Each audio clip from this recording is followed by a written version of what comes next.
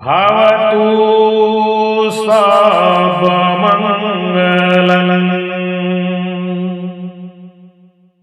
रक्षन्तु सर्व देवता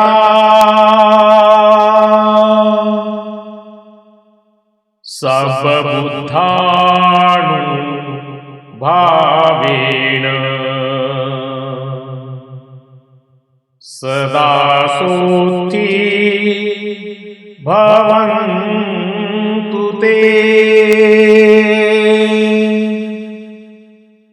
भवतु सर्वमङ्गलं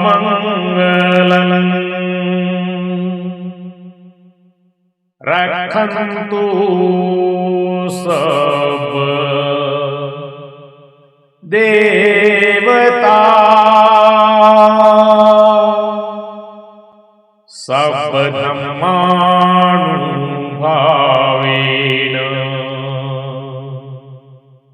सदा सोत्थी भवन्तु ते। भवतु सर्वमङ्गलं रक्षन्तु सर्व देवता सर्वसङ्घानुभावेन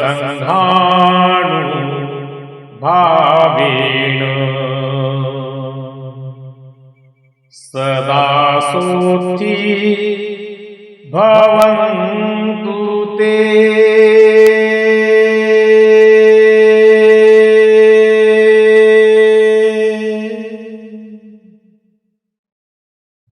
बुद्ध, धम्म आणि संघ या तिन्ही रत्नांना विनम्र अभिवादन करतो। चौथे जे महान रत्न आहे ते परमपूज्यनीय बोधिसत्व डॉक्टर बाबासाहेब आंबेडकर यांना सुद्धा मी विनम्र अभिवादन करतो। उपस्थित असलेले सर्व आदरणीय श्रद्धासंपन्न धम्म उपासक, धम्म उपासिका, धम्म बालक आणि बालिका सर्वांसाठी मी मंगल मैत्रीची मनोकामना करतो। भवतु सब्ब मंगलं रक्षन्तु सब्ब देवता सब्ब बुद्धानुभावेन सब्ब धम्मानुभावेन सब्ब संघानुभावेन सदा सोत्थी भवन्तु ते।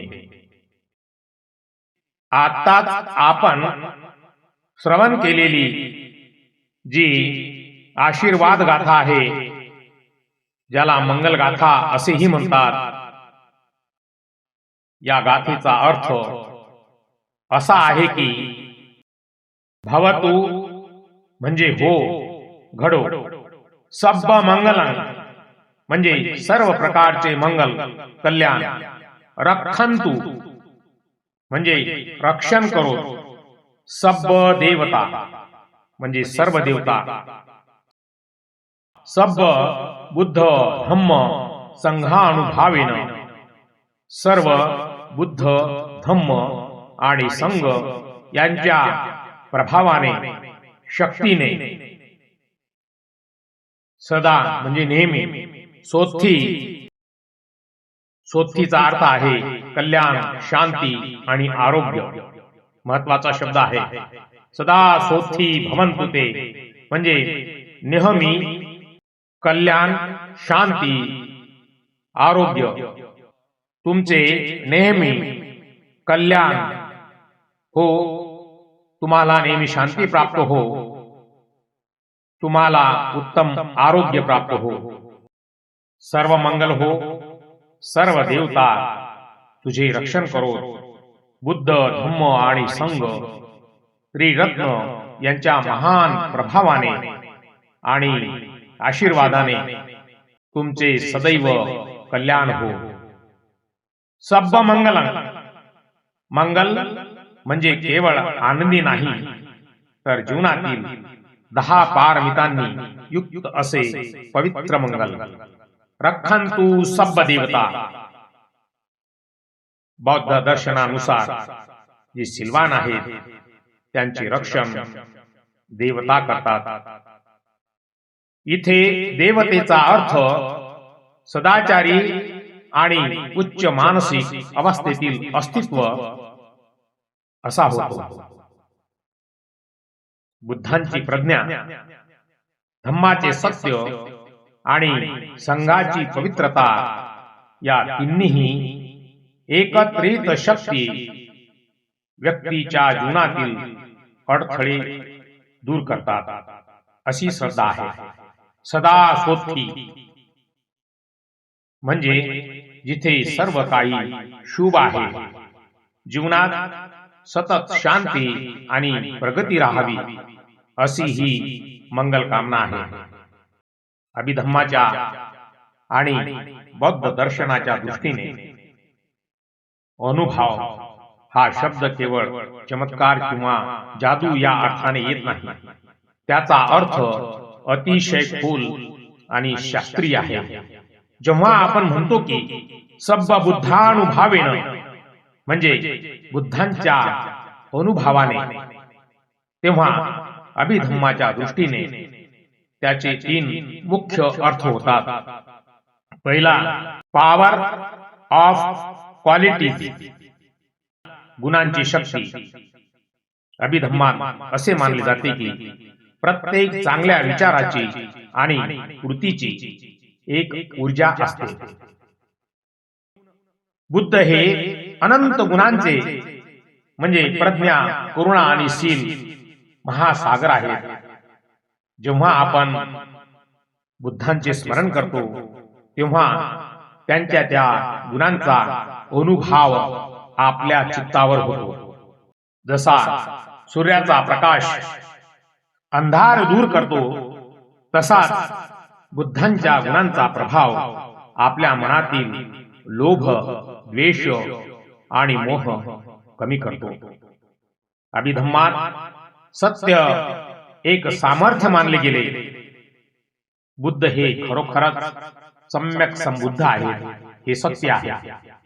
या सत्याच्या उच्चारामुळे जी विश्वासाची आणि शुद्धतेची लहर निर्माण होते त्यालाच अनुभव म्हणतात. हे सत्य आपल्या सभोवतालचे वातावरण मंगलमय करते. जेव्हा आपण बुद्ध, धम्म आणि संघ यांच्या अनुभवाचा विचार करतो तेव्हा आपले चित्त विचलित न होता एकाग्र होते. अभिधम्मानुसार जेव्हा चित्त कुशल अवस्थेत असते तेव्हा ते नैसर्गिकरित्या रक्षण करणारे ठरते. हाच तो अनुभव जो आपल्याला मानसिक आणि आध्यात्मिक संकटापासून वाचवतो. बुद्धानुभव म्हणजे प्रज्ञा आणि मार्गदर्शनाचा प्रकाश, ज्याला ज्ञानशक्ती असे म्हणतात. धम्मानुभव म्हणजे सत्याचे संरक्षण आणि मानवी मनाची शांती, त्याला नियम शक्ती असेही म्हणतात. संघानुभव पुण्यकर्म आणि सामूहिक ऊर्जेचा आधार म्हणजे पुण्यशक्ती. अनुभव म्हणजे त्रिरत्नांच्या अंगी असलेले ते सामर्थ्य जे आपल्यातील अकुशल विचारांना काढून तिथे मंगल आणि शांती प्रस्थापित करते. आपण जेव्हा ही गाथा म्हणतो तेव्हा या अनुभवामुळे केवळ शब्द उच्चारले जात नाहीत, तर एक उच्च दर्जाची चित्तविधी म्हणजे मानसिक प्रक्रिया निर्माण होते जी कल्याणकारी असते. चित्त आणि चैतसिक हा विषय अत्यंत गहन आणि मानवी स्वभावाचे विश्लेषण करणार आहे. महाकारुणिक अरहत सम्यक संबुद्धांनी मानवी मनाला एका यंत्रासारखे सूक्ष्मपणे अभ्यासले आहे. आपल्या मनामध्ये जे काही घडते या दोन घटकांच्या संयोगातून घडते. चित्त हे शुद्ध प्रकाशासारखे असते. त्याचे मुख्य कार्य फक्त विषयाला जाणून घेणे. सोप्या भाषेत सांगायचे झाले तर जसा टीव्हीचा पडदा असतो ज्यावर चित्र दिसतात, पडदा स्वतःच काही करत नाही, पण तो असल्याशिवाय चित्र दिसू शकत नाही. अभिधम्मानुसार चित्त एका क्षणात एकच असते, पण ते इतक्या वेगाने उत्पन्न आणि नष्ट होते की आपल्याला ते सलग वाटते. चैतसिक म्हणजे मनाचे रंग. चैतसिक हे चित्तासोबत उत्पन्न होणारे मानसिक धर्म आहेत. ते चित्ताला विशिष्ट रंग किंवा स्वभाव देतात. जसे शुद्ध पाण्यात निळा रंग टाकला की पाणी निळे होते आणि साखर टाकली की गोड होते. येथे पाणी म्हणजे चित्त आणि रंग किंवा साखर म्हणजे चैतसिक. महाकारुणिक अहरत सम्यक संबुद्धांनी 52 चैतसिक सांगितले. अकुशल चैतसिक जे मनाला अशुद्ध करतात. कुशल चैतसिक जे मनाला सुंदर आणि शांत करतात. अज्य समान चैतसिक जे तटस्थ असतात. ते कुशल किंवा अकुशल कोणाशीही जोडू शकतात. चित्त आणि चैतसिक यांचा काय संबंध आहे हे समजणे गरजेचे आहे. अभिधम्मात सांगितले आहे की चित्त आणि चैतसिक ही नेहमी 4 गोष्टींनी एकत्र असतात. एक, ते एकत्र उत्पन्न होतात. 2, ते एकत्र नष्ट होतात. 3, त्यांचा विषय एकच असतो. 4, त्यांचा आधार एकच असतो. जेव्हा आपण विपश्यना करतो किंवा ध्यान करतो तेव्हा आपण नेमके हेच पाहत असतो की आता कोणते चित्त उत्पन्न झाले आहे, त्यासोबत कोणता चैतसिक म्हणजे राग किंवा प्रेम उत्पन्न झाले आहे. जेव्हा आपल्याला हे समजते की द्वेष हे केवळ एक चैतसिक आहे जे चित्तावर काही काळासाठी आले आहे, तेव्हा आपण त्या द्वेषापासून स्वतःला वेगळे करू शकतो. महामायेला जेव्हा अहरत सम्यक संबुद्धांनी अभिधम्म सांगितला तेव्हा त्यांनी यात सूक्ष्म प्रक्रियेचे ज्ञान दिले, ज्यामुळे त्यांचे चित्त सर्व आसक्तीपासून मुक्त झाले. सती आणि प्रज्ञा या 2 अत्यंत महत्वाच्या सुंदर चैतसिकाबद्दल महाकारुणिक अहरत सम्यक संबुद्धांनी सांगितलेले आहे. अभिधम्मात सतीला मनाचा द्वारपाल म्हटले आहे. सतीचे मुख्य कार्य म्हणजे वर्तमानात जे काही घडत आहे त्यावर लक्ष ठेवणे. ती चित्ताला विषयापासून भरकटू देत नाही. जसा आरसा समोर असलेल्या वस्तूमध्ये बदल न करता ती जशी आहे तशी दाखवतो, तशी सती विषयाला म्हणजे विचाराला किंवा संवेदनेला न आवडता किंवा न तिरस्कार करता जशी आहे तशी पाहते. जेव्हा सती प्रबळ असते तेव्हा मनात अकुशल विचार, कामछंद, व्यापार इत्यादी प्रवेश करू शकत नाही. प्रज्ञा ही मनाचा प्रकाश आहे.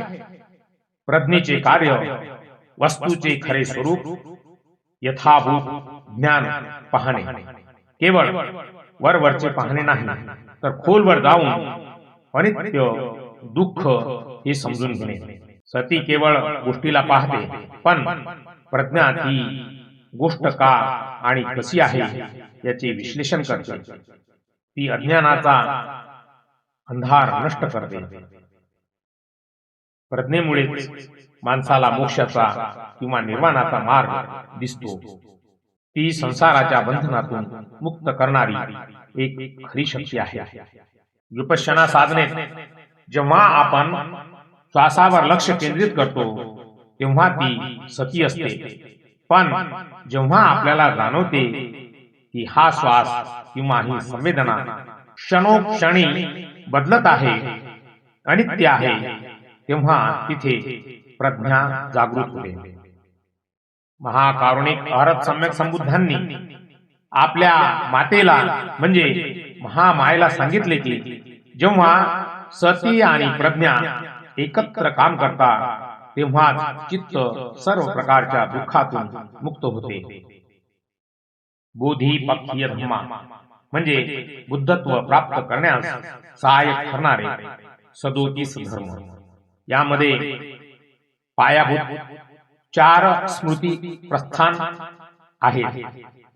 महाकारुणिक अहरत सम्यक संबुद्धांनी महापरिनिब्बाण सूत्रात म्हटले आहे की हाच एक मार्ग, एक इनो मग्गो, म्हणजे हाच एक मार्ग आहे जो प्राण्यांच्या शुद्धीसाठी आणि स्वतःच्या अंतासाठी आहे. त्यामध्ये प्रथम कायनोपसना म्हणजे देहाची जागरूकता, शरीराच्या हालचाली आणि स्वरूपावर लक्ष ठेवणे. आनापानसती म्हणजे श्वासाच्या येण्या जाण्यावर लक्ष ठेवणे. इरियापत चालणे, उभे राहणे, बसणे किंवा झोपणे या हालचालींची जाणीव ठेवणे. संपजन्य म्हणजे प्रत्येक शारीरिक कृती शुद्ध जाणीवेने करणे. प्रतिकूल मनसिकार शरीराच्या 32 भागांचे केश, नखे, दात इत्यादी चिंतन करणे. दुसरी वेदनानुपස්සना म्हणजे संवेदनांची जागरूकता, शरीरात उत्पन्न होणाऱ्या सुखद, दुःखद किंवा तटस्थ, अदुःख, असुख संवेदनांना केवळ साक्षी भावाने पाहणे. जेव्हा वेदना होते तेव्हा मी दुःखी आहे असे न म्हणता दुःखद संवेदना उत्पन्न झाली आहे असे पाहणे. यामुळे आपण वेदनांशी जोडले जात नाही. तिसरे चित्तानुपස්සना म्हणजे मनाची जागरूकता, मनात कोणत्या प्रकारचे विचार किंवा चित्त उत्पन्न होत आहे हे पाहणे. मनात राग आल्यास रागयुक्त चित्त आहे असे जाणणे. मनात शांती असल्यास शांती चित्त आहे असे जाणणे. चित्ताला त्याच्या मूळ स्वरूपात न निर्णय घेता पाहणे. चौथे धम्मानुपස්සना म्हणजे धम्माची जागरूकता. येथे धम्म म्हणजे मनातील विचार प्रवाह आणि निसर्गाचे नियम. धम्माचा अर्थ समजून घेणे खूप गरजेचे आहे.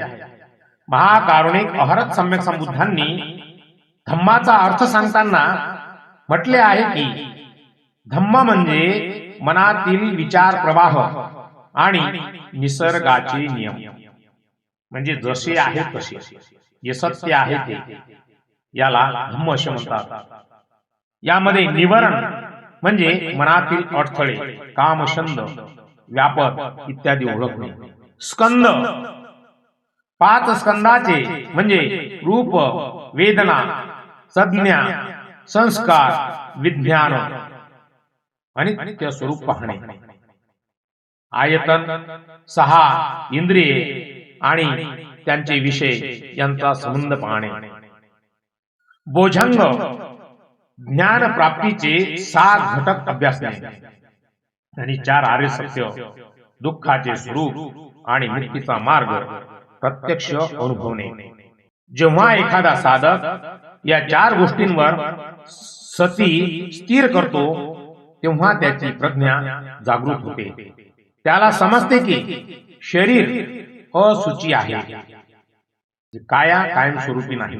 2 संवेदना दुःख आहे आणि त्या बदलणाऱ्या आहेत. 3 चित्त अनित्य आहे, क्षणभंगुर आहे. आणि 4 सर्व धर्म अनात्मा आहे, त्यावर आपले नियंत्रण नाही. राणी महामायेने याच स्मृती प्रस्थानाचा स्राव स्वर्गात गेल्यामुळे त्या श्रोतापन्न होऊ शकल्या. धम्म साधनेमध्ये शरीराची जाणीव हा सर्वात मुख्य आधार मानला जातो. कायानुपස්සना म्हणजे शरीरातच अनुदर्शन करणे, प्रत्यक्ष पाहणे. याचे मुख्य 6 प्रकार महाकारुणिक अहरत सम्यक संबुद्धांनी सांगितलेले आहेत. आनापानसती हा कायानुपස්සनेचा सर्वात लोकप्रिय प्रकार आहे.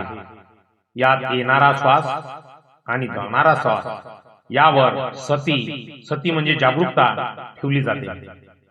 श्वास दीर्घ असेल तर दीर्घ आहे असे जाणणे, आणि तो आखूड असेल तर आखूड आहे असे जाणणे. यामुळे चित्त एकाग्र होते आणि समाधीची अवस्था प्राप्त होते. 2. इरियापत आपल्या शरीराच्या 4 मुख्य स्थितीवर लक्ष ठेवणे. चालताना, उभे राहताना, बसताना आणि झोपताना. साधकाने प्रत्येक हालचालीत मी शरीर हलवत आहे अशी जाणीव ठेवायची असते, ज्यामुळे मी ही भावना गळून पडते आणि केवळ क्रिया उरते. 3. संपजन्य दैनंदिन जीवनातील प्रत्येक लहान मोठ्या कृतीमध्ये जागरूक राहणे, जसे की जेवताना, कपडे घालताना, बोलताना, मौन पाळताना किंवा काय कळवताना किंवा पाय वळवताना. यामध्ये सार्थक म्हणजे हे काम फायदेशीर आहे का, आणि सप्पाय म्हणजे हे योग्य आहे का, या गोष्टींचा विवेक केला जातो. 4. प्रतिकूल मानसिका शरीराच्या 32 भागांचे, उदाहरणार्थ केस, रोम, नखे, दात, त्वचा, मांस, हाडे इत्यादी चिंतन करणे. याचा उद्देश शरीराबद्दलची अयोग्य आसक्ती कमी करणे हा आहे. हे शरीर केवळ विविध घटकांचा समूह आहे हे यातून सिद्ध होते. 5. धातू मनसिका शरीर हे 4 महाभूतांनी बनलेले आहे असे पाहणे. पठवी म्हणजे पृथ्वी, शरीरातील कडकपणा, हाडे, दात. आपो म्हणजे जल, शरीरातील द्रव्यता, रक्त, लाळ. तेजो म्हणजे अग्नी, शरीरातील उष्णता.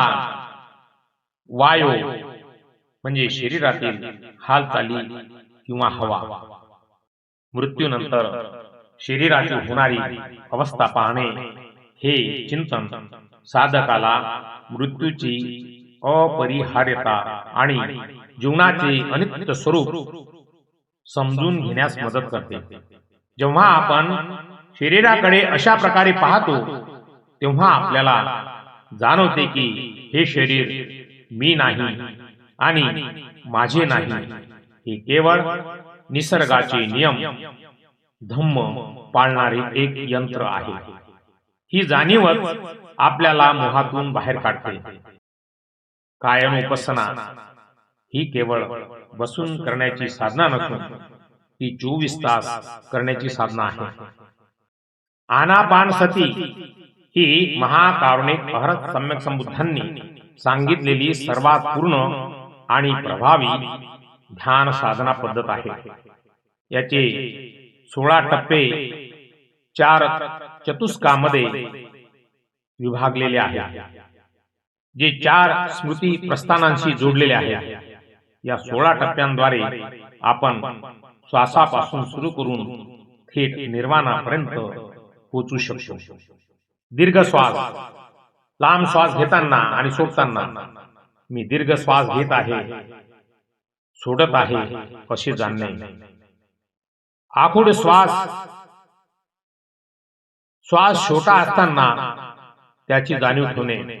सब्ब काय पटी संवेदी संपूर्ण श्वासाच्या प्रवासाची सुरुवात, मध्य आणि अंत याची जाणीव ठेवणे. पस्संभय्यं काय संखारं श्वास आणि शरीर इतके शांत करणे सूक्ष्म होऊन जावे. वेदनानुपස්සना म्हणजे संवेदनांची जाणीव. प्रीती पटिसंवेदी म्हणजे ध्यानात निर्माण होणारा प्रीती आनंद अनुभवणे. सुख पटिसंवेदी म्हणजे मनाची शांत आणि सुखद अवस्था अनुभवणे. चित्त संखार पटिसंवेदी म्हणजे वेदना आणि संज्ञा कशा प्रकारे मनावर परिणाम करतात हे पाहणे. पस्संभयं चित्तसंखारं म्हणजे मनातील या वेदना आणि लाटांना शांत करणे. तृतीय चतुष्क चित्तानुपස්සना म्हणजे मनाची जाणीव. चित्तपटी संवेदी वर्तमान क्षणी चित्त कसे आहे, रागीट आहे, शांत आहे की विचलित आहे ते जाणून घेणे. अभिप्पमोदयन चित्त चित्ताला आनंदी आणि प्रसन्न स्थितीत आणणे. समादहं चित्त चित्ताला एकाग्र समाधिस्थ करणे. विमोचयं चित्त चित्ताला तात्पुरत्या अडथळ्यापासून मुक्त करणे. धम्मानुपස්සना म्हणजे तत्वांची जाणीव असणे. अनित्यानुपासी सर्व काही बदलत आहे, अनित्य आहे याचे सतत निरीक्षण करणे. विरागानुपस्सी आसक्ती आणि तृष्णेचा त्याग करणे. निरोधानुपासी दुःखाच्या कारणांचा निरोध पाहणे. पटी निसर्गानुपासी सर्व काही निसर्गाला सोडून देणे म्हणजे पूर्ण मुक्ती. हे 16 टप्पे म्हणजे केवळ श्वासाचे व्यायाम नाही, तर ही एक मनोवैज्ञानिक प्रक्रिया आहे. पहिल्या टप्प्यात आपण शरीराला शांत करतो. दुसऱ्यात भावनांना समजून घेतो. तिसऱ्यात मनाच्या स्वरूपावर नियंत्रण मिळवतो. चौथ्या टप्प्यात आपण प्रज्ञा जागृत करून मुक्त होतो. याला 4 प्रकारचे ध्यान असेही म्हणतात. महाकारुणिक अहरत सम्यक संबुद्धांनी स्वतः याच 16 टप्प्यांचा सराव करून बोधी वृक्षाखाली बुद्धत्व प्राप्त केले होते. महामायेला देखील त्यांनी हेच सूक्ष्म मार्ग सांगितले, ज्यामुळे त्या स्वर्गातील सुख उपभोगात न अडकता मोक्षाच्या मार्गाला लागल्या. ध्यानाच्या प्रगतीमध्ये निवारण म्हणजे अडथळे आणि निमित्त म्हणजे ध्यानातील चिन्हे या 2 गोष्टी अत्यंत महत्वाच्या आहेत. आनापानसतीचा सराव करताना साधकाला या अनुभवातून जावेच लागते. 5 निवारण हे ते अडथळे आहेत जे चित्ताला एकाग्र होऊ देत नाही आणि प्रज्ञेचा मार्ग रोखतात. पहिला एक कामछंद, पंचेंद्रियांच्या सुखाची इच्छा किंवा आसक्ती. ध्यानाला बसल्यावर जुन्या आठवणी आणि भविष्यातील सुखाचे विचार येणे, याला कामछंद असे म्हणतात. दुसरा व्यापक म्हणजे ध्यान साधनेला बसल्यानंतर दुसरा अडथळा काय येतो? राग, द्वेष किंवा चीड. कोणाबद्दल तरी मनात राग येणे किंवा स्वतःबद्दल असंतोष वाटणे. ध्यानातील तिसरा अडथळा थीन मिद्धम म्हणजे आळस आणि डुलकी. चित्त जड होणे आणि झोप येणे. ध्यान अवस्थेतील चौथा अडथळा उद्धंत कुकुंच म्हणजे अस्वस्थता आणि पश्चाताप. मन सतत इकडे तिकडे धावणे किंवा जुन्या चुकांबद्दल विचार करत राहणे. 5वा अडथळा विचिकिच्छा म्हणजे शंका किंवा संशय. हे बरोबर आहे का? मला हे जमेल का? बुद्ध खरंच मुक्त झाले होते का अशा शंका येईल. जेव्हा साधक या 5 निवरणावर विजय मिळवतो आणि श्वासावर चित्त एकाग्र करतो तेव्हा त्याला काही मानसिक चिन्हे दिसू लागतात. त्याला निमित्त असे म्हणतात. हे 3 प्रकारचे असतात.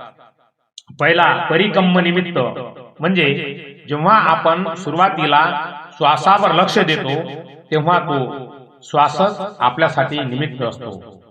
दुसरे उग्गह निमित्त, चित्त एकाग्र झाल्यावर डोळे मिटवलेले असतानाही श्वासाचे स्थान किंवा श्वास प्रत्यक्ष दिसल्यासारखे वाटते. पटीभाग निमित्त हे अत्यंत महत्वाचे आहे. जेव्हा चित्त पूर्णपणे शुद्ध आणि एकाग्र होते तेव्हा साधकाला डोळ्यासमोर प्रकाश, चांदणी, पांढरा कापूस किंवा धुरासारखे काहीतरी चमकताना दिसते. हे प्रकाशाचे स्वरूप व्यक्तीनुसार बदलू शकते. अभिधम्मानुसार जेव्हा पटीभाग निमित्त दिसतो तेव्हा साधकाने प्रकाशाकडे पाहून घाबरू नये किंवा खूप आनंदीही होऊ नये. प्रकाशाचा पाठलाग करू नये. केवळ श्वासाच्या जागी नाकाच्या शेंड्यावर चित्त स्थिर ठेवावे. तो प्रकाश स्वतःच श्वासाशी एकरूप होईल आणि साधक प्रथम ध्यान अवस्थेत प्रवेश करेल. अनेकदा साधक निमित्त दिसण्यासाठी घाई करतात, पण निमित्त ही जबरदस्तीने येत नाही. जेव्हा निवारण म्हणजे अडथळे शांत होतात तेव्हा निमित्त स्वतःहून प्रकट होते. थीन मिद्धं, थीन मिद्ध म्हणजे आळस, डुलकी, आणि उद्धंत कुकुंच म्हणजे अवस्था, पश्चाताप. हे 2 सर्वात मोठे शत्रू आहेत. हे शत्रू ध्यानाच्या प्रक्रियेला मध्येच थांबवतात. महाकारुणिक अहरत सम्यक संबुद्धांनी यावर मात करण्यासाठी अतिशय व्यवहारिक उपाय सांगितलेले आहेत. पहिला उपाय, जेव्हा चित्त जड होते आणि डोळ्यावर झापड येते तेव्हा महाकारुणिक अहरत सम्यक संबुद्धांनी महामोग्गलान भंते यांना सांगितले होते की ज्या विषयामुळे आळस येत आहे त्यावरून लक्ष हटवून प्रकाशाची कल्पना करावी. आलोक संज्ञा, जणू काही मनात सूर्याचा प्रकाश शिरला आहे असे समजावे. जर बसून खूप झोप येत असेल तर उठून थोडा वेळ माइंडफुल वॉकिंग म्हणजे चक्रमण करावे. चालताना पायांच्या हालचालीवर सती ठेवावी. शरीराला उत्तेजना देणे, आपले कान जोरात ओढावेत किंवा हातापायांनी शरीराला चोळावे जेणेकरून रक्ताभिसरण वाढेल. थंड पाण्याने डोळे आणि चेहरा धुवावा. आकाशाकडे पाहणे, रात्रीची वेळ असेल तर मोकळ्या आकाशातील नक्षत्रांकडे पाहावे. यामुळे मनाचा संकोच दूर होतो. जर खूपच थकवा असेल तर महाकारुणिक अहरत सम्यक संबुद्ध म्हणतात की थोडा वेळ उजव्या कुशीवर म्हणजे शून्य शय्येत विश्रांती घ्यावी आणि पुन्हा जागृत होऊन ध्यानाला बसावे. उद्धंत कुकुंच म्हणजे अस्वस्थता आणि पश्चाताप.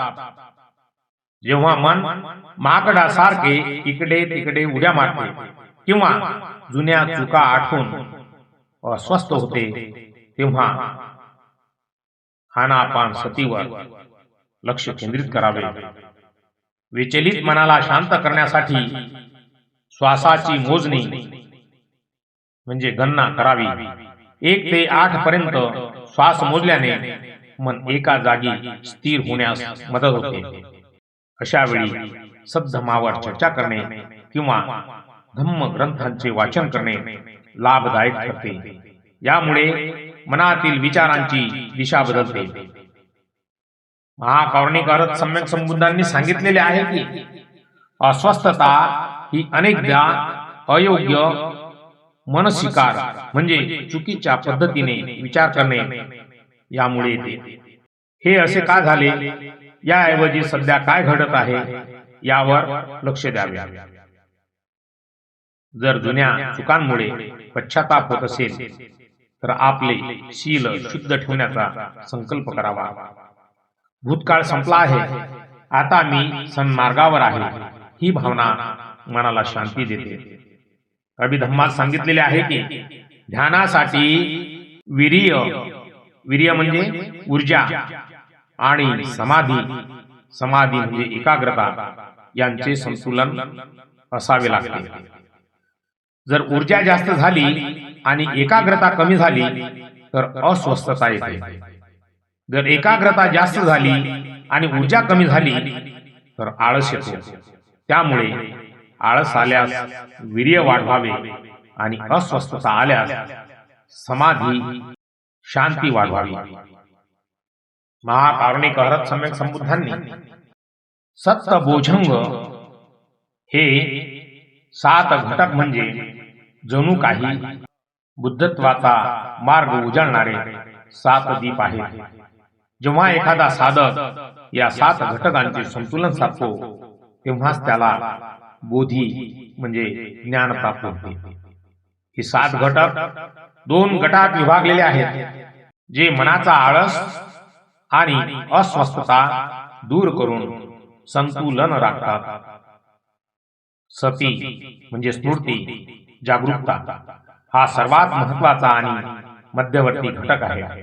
सती ही नेहमी आवश्यक असते कारण ती इतर 6 घटकांवर नियंत्रण ठेवते. जेव्हा मन सुस्त किंवा जड होते तेव्हा हे 3 घटक जागृत करावे लागतात. पहिला धम्मविचय म्हणजे धम्माचे विश्लेषण करणे, मनातील विचारांना कुशल आणि अकुशल अशा प्रकारे पारखणे. वीर्य उत्साह किंवा ऊर्जा, आळस झटकून पुन्हा जोमाने प्रयत्नाला लागणे. प्रीती धम्माच्या सरावातून मिळणारा आध्यात्मिक आनंद, यामुळे चित्त प्रसन्न होते. जेव्हा मन भरकटते किंवा अस्वस्थ होते तेव्हा या 3 घटकांचा उपयोग होतो. त्यामध्ये पहिला घटक पश्चद्दी म्हणजे काय चित्ताची शांती, शरीर आणि मन शिथिल करणे. 2 समाधी म्हणजे चित्ताची एकाग्रता, मनाला एकाच विषयावर उदाहरणार्थ श्वासावर खिळवून ठेवणे. आणि 3 उपेक्षा म्हणजे तटस्थता, सुख किंवा दुःख कोणताही अनुभव आला तरी विचलित न होता त्याकडे केवळ साक्षी भावाने पाहणे. संतुलन कसे साधावे हे साधकासाठी खूप महत्वाचे आहे. महाकरुणिक सम्यक संबुद्धांनी एका सुंदर उपमेतून हे समजावून सांगितलेले आहे. जसा एखादा सारथी रथाचे घोडे वेगाने धावत असतील तर लगाम खेचतो शांतीचा गट, आणि जर घोडे मंद चालत असतील तर त्यांना चाबूक मारतो म्हणजे ऊर्जेचा गट. असे साधकाने आपल्या चित्ताचे संतुलन राखावे. जर मन अस्वस्थ असेल तर धम्म, विचय, वीर्य आणि प्रीती वाढवू नका, कारण त्याने अस्वस्थता अजून वाढेल. अशा वेळी पश्चद्दी म्हणजे समाधी आणि उपेक्षा याचा सराव करावा. जर मन आळसावलेले असेल तर पश्चद्दी आणि समाधी वाढवू नका, कारण त्याने अजून झोप येईल. अशा वेळी धम्म, विचय आणि वीर्य जागृत करा. जेव्हा हे 7ही घटक परिपूर्ण होतात तेव्हा साधक स्वतःपन्नकडून अरहंत पदाकडे वाटचाल करतो. राणी महामायेने या 7 घटकांच्या माध्यमातून स्वतःच्या चित्ताचे शुद्धीकरण केले होते. उपेक्षा किंवा तटस्थता हा बौद्ध साधनेतील सर्वात परिपक्व आणि खोल अनुभव आहे. अनेकदा लोकांना वाटते की उपेक्षा म्हणजे दुर्लक्ष करणे किंवा निस्पृह राहणे. पण अभिधम्माच्या दृष्टीने याचा अर्थ अत्यंत सकारात्मक आणि सामर्थ्यशाली आहे. उपेक्षा या शब्दाची उत्पत्ती उप म्हणजे जवळून आणि इक्ख म्हणजे पाहणे यापासून झाली आहे. म्हणजे कोणत्याही घटनेकडे किंवा वेदनेकडे अतिशय जवळून पण कोणताही पूर्वग्रह न ठेवता पाहणे. जसा एखादा न्यायाधीश दोन्ही बाजूंचे म्हणणे शांतपणे ऐकतो आणि कोणाचीही बाजू न घेता सत्यावर ठाम राहतो, अशी ही स्थिती आहे. अभिधम्मात उपेक्षेचे दोन मुख्य स्तर सांगितलेले आहेत. वेदना उपेक्षा, जेव्हा शरीरात एखादी संवेदना होते जी सुखदही नाही आणि दुःखदही नाही, तेव्हा त्याला तटस्थपणे अनुभवणे. तंत्रमध्यस्थता हा खरा बोधंग आहे. याचा अर्थ चित्ताचे संतुलन राखणे, सुख आले तरी हुरळून न जाणे आणि दुःख आले तरी खचून न जाणे. उपेक्षा ही उदासीनता नाही.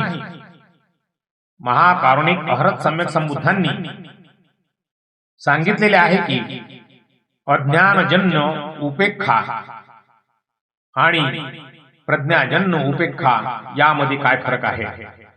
उदासीनता, मला काय त्याचे, हा भाव अज्ञानातून येतो. उपेक्षामध्ये सर्व काही अनित्य आहे, गोष्टी अशाच घडतात हे जाणून घेतलेली शांतता प्रज्ञेतून येते. जेव्हा आपण विपश्यना करतो तेव्हा विविध प्रकारच्या शारीरिक संवेदना, वेदना, खाज, उष्णता किंवा झिंझिण्या जाणवतात. जर आपण सुखाच्या मागे धावलो किंवा दुःखाचा तिरस्कार केला, द्वेष केला, तर आपण संसार चक्रात अडकतो. पण जर आपण उपेक्षा ठेवली तर आपण या संवेदनांचे अनित्य स्वरूप पाहतो. ही उपेक्षाच आपल्याला जुन्या संस्कारातून मुक्त करते. अभिधम्मात उपेक्षेला सूर्यासारखे म्हटले आहे. सूर्य फुलावरही तितकाच प्रकाश देतो आणि कचऱ्यावरही तितकाच. त्याचा प्रकाश पक्षपाती नसतो. त्याचप्रमाणे उपेक्षा असलेले चित्त अनुकूल आणि प्रतिकूल दोन्ही परिस्थितीत स्थिर राहते.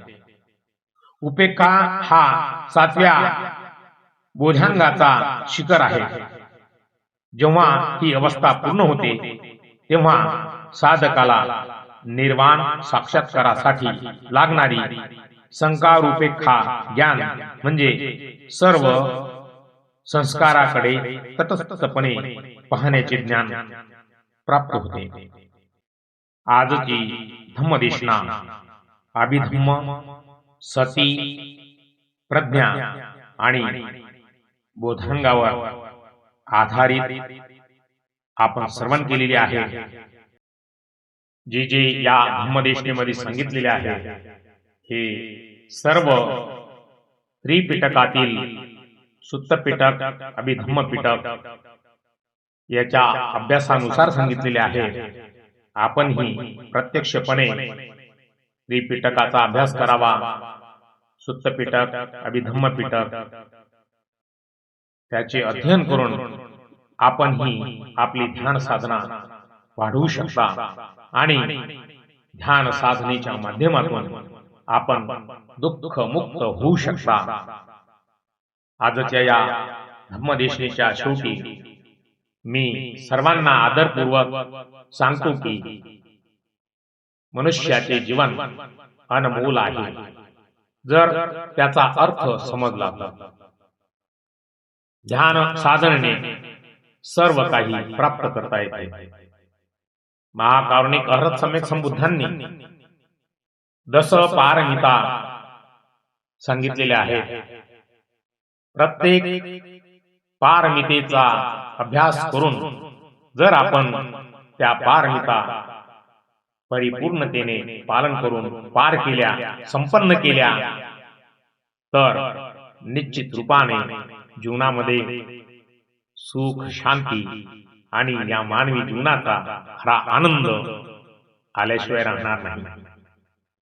पुढील धम्मदेशनेमध्ये महाकारुणिक अहर सम्यक संबुद्धांनी परलोकी, देवलोकी, स्वर्गामध्ये जाऊन आपल्या आईची म्हणजे महामायेची कृतज्ञता कशी व्यक्त केली या विषयाला अनुसरून पुढची धम्मदेशना असेल.